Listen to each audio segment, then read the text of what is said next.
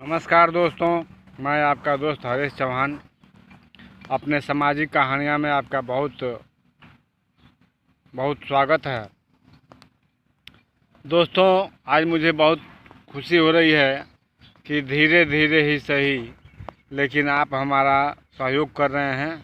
आप हमारे चैनल को सब्सक्राइब और वीडियो को लाइक ज़रूर कर रहे हैं। और जिन भाई हमारे चैनल पर नए हैं उनसे नम्र निवेदन है कि आप भी हमारे चैनल को सब्सक्राइब कीजिए।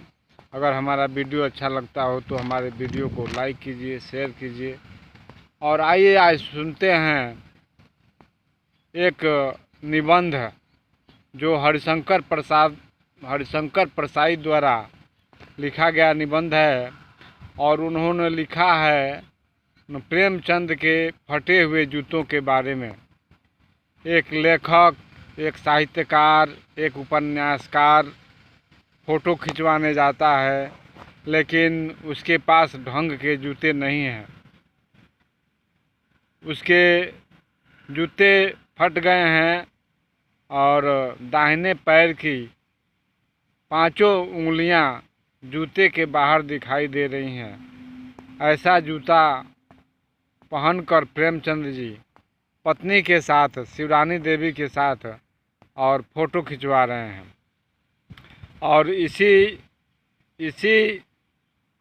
को विषय बना करके हरिशंकर प्रसाई जी ने जो निबंध तैयार किया है, मैं उसे आपको सुनाने जा रहा हूँ। तो सुनिए निबंध, प्रेमचंद के फटे जूते। प्रेमचंद का एक चित्र मेरे सामने है। पत्नी के साथ फ़ोटो खिंचा रहे हैं। सिर पर किसी मोटे कपड़े की टोपी, कुर्ता और धोती पहने हैं। कनपट्टी चिपकी है, गालों की हड्डियां उभर आई हैं, पर घनी मूछें चेहरे को भरा भरा बतलाती हैं। पाँव में कैनवस के जूते हैं जिनके बंद बेतरतीब बंधे हैं। लापरवाही से उपयोग करने पर बंद के सिरों पर की लोहे की पतरी निकल जाती है और छेदों में बंद डालने पर परेशानी होती है। तब बंद कैसे भी कस लिए जाते हैं। दाहिने पांव का जूता ठीक है, मगर बाएं जूते में बड़ा छेद हो गया है जिसमें से अंगुली बाहर निकल आई है।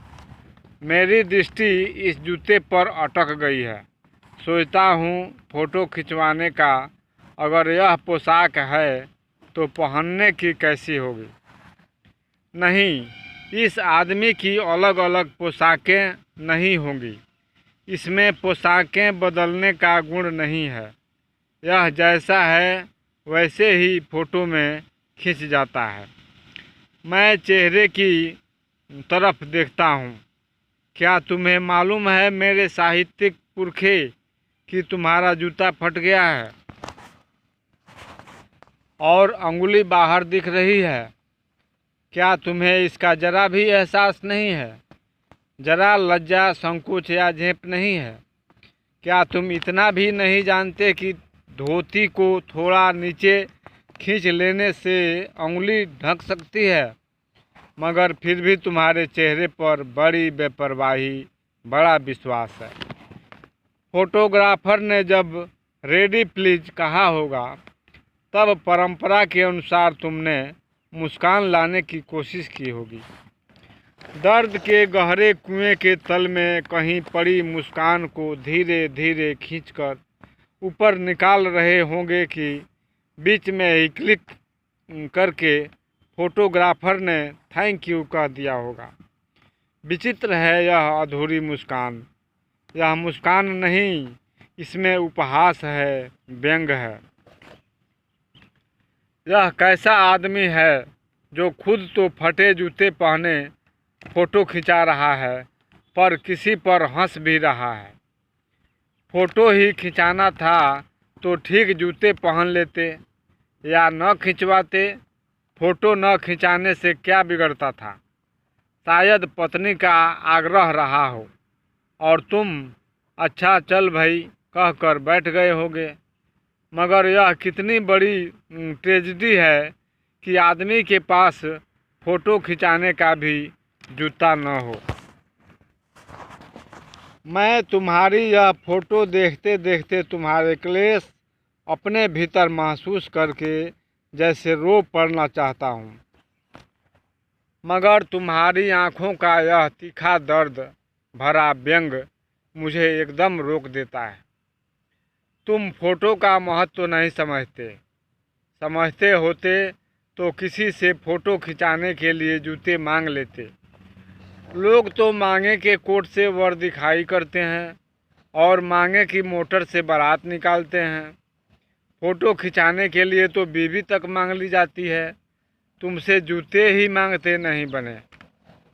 तुम फ़ोटो का महत्व नहीं जानते। लोग तो इत्र चुपड़ कर फ़ोटो खिंचाते हैं जिससे फ़ोटो में खुशबू आ जाए। गंदे से गंदे आदमी की फ़ोटो भी खुशबू देती है। टोपी 8 आने में मिल जाती है और जूते इस ज़माने में 5 रुपये से कम में क्या मिलते होंगे। जूता हमेशा टोपी से कीमती रहा है। जूते की कीमत और बढ़ गई है और एक जूते पर 2500 टोपियाँ न्यौछावर होती हैं।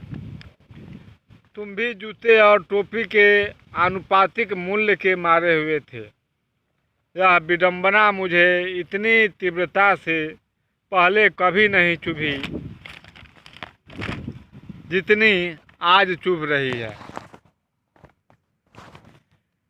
जब मैं तुम्हारा फटा जूता देख रहा हूँ, तुम महान कथाकार, उपन्यास सम्राट, युग प्रवर्तक, जाने क्या क्या कहलाते थे, मगर फ़ोटो में भी तुम्हारा जूता फटा हुआ है। मेरा जूता भी कोई अच्छा नहीं है। यूँ ऊपर से अच्छा दिखता है, उंगली बाहर नहीं निकलती, पर अंगूठे के नीचे तला फट गया है। अंगूठा ज़मीन से घिसता है और पैनी मिट्टी से कभी रगड़ खाकर कभी लहूलुहान भी हो जाता है। पूरा तला गिर जाएगा या पंजा छिल जाएगा, मगर उंगली बाहर नहीं दिखेगी। तुम्हारी उंगली दिखती है पर पांव सुरक्षित हैं।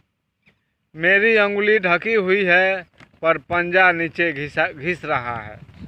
तुम पर्दे का महत्व ही नहीं जानते। हम पर्दे पर कुर्बान हो रहे हैं। तुम फटा जूता बड़े ठाठ से पहने हो, मैं ऐसे नहीं पहन सकता। फ़ोटो तो ज़िंदगी भर इस तरह नहीं खिंचाऊँ, चाहे कोई जीवनी बिना फ़ोटो के ही छाप दे। तुम्हारी यह व्यंग मुस्कान मेरे हौसले पस्त कर देती है। क्या मतलब है इसका? कौन सी मुस्कान है यह? क्या होरी का गोदान हो गया? क्या पूस की रात में नीलगाय हल्कू का खेत चर गई? क्या सुजान भगत का लड़का मर गया जो कि डॉक्टर कैब छोड़कर नहीं आ सकते? नहीं, मुझे लगता है माधो औरत के कफन के चंदे की शराब पी गया। वही मुस्कान मालूम होती है। मैं तुम्हारा जूता फिर देखता हूँ, कैसे फट गया ये। मेरी जनता के लेखक क्या बहुत चक्कर काटते रहे? क्या बनियों के तगादे से बचने के लिए मील 2 मील का चक्कर लगाकर घर लौटते रहे? चक्कर लगाने से जूता फटता नहीं है, घिस जाता है। कुंभन दास का जूता भी फतेहपुर सिकरी आने जाने में घिस गया था। उसे बड़ा पछतावा हुआ। उसने कहा, आवत जात पन्हैया घिस गई, बिसरी गयो हरि नाम। और ऐसे बुला कर देने वालों के लिए कहा था, जिनको देखे दुख उपजत है, तिनको करबो परे सलाम। चलने से जूता घिसता है, फटता नहीं। तुम्हारा जूता कैसे फट गया? मुझे लगता है तुम किसी सख्त चीज़ को ठोकर मारते रहे हो। कोई चीज़ जो परत पर परत सदियों से जम गई है, उसे शायद ठोकर मार मार कर तुमने अपना जूता फाड़ लिया। कोई टीला जो रास्ते पर खड़ा हो गया था उस पर तुमने अपना जूता आजमाया। तुम उसे बचाकर उसके बगल से भी तो निकल सकते थे। टीलों से समझौता भी तो हो जाता है। सभी नदियां पहाड़ थोड़े ही फोड़ती हैं, कोई रास्ता बदलकर घूमकर भी तो चली जाती हैं।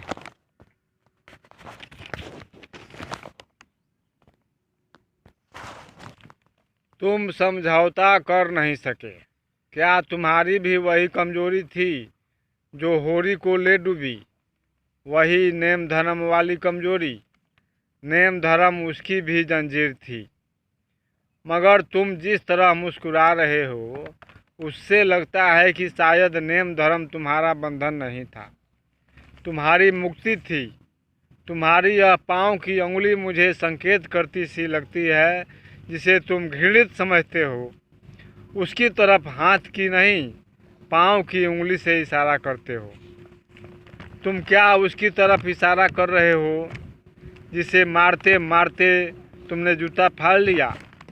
मैं समझता हूँ, तुम्हारी उंगली का इशारा भी समझता हूँ, और यह व्यंग मुस्कान भी समझता हूँ।